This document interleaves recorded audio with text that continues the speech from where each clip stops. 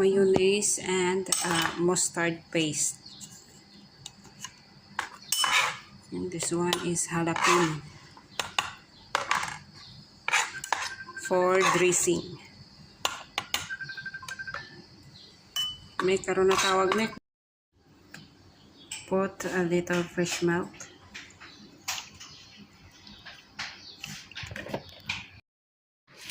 Gagawa ako ng nacho salad. Kinat ko to siya ng pa-lengthwise. Lettuce American. And then, I make breaded carrots.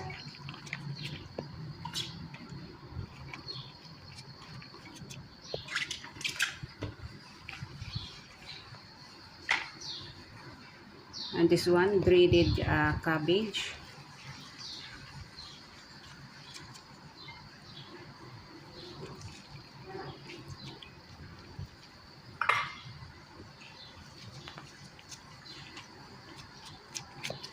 Have this one grated onion, but I did not put because they don't want.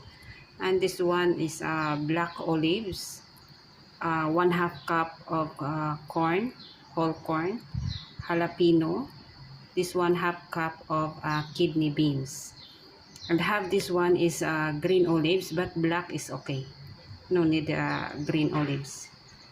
And then put this one.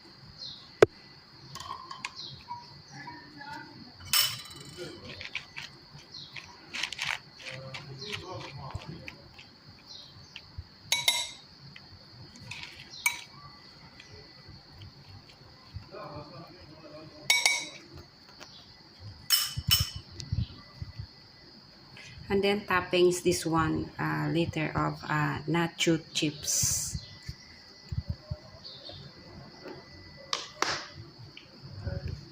And this one this one is the dressing, mayonnaise, jalapeno, and mustard paste. I make a blender.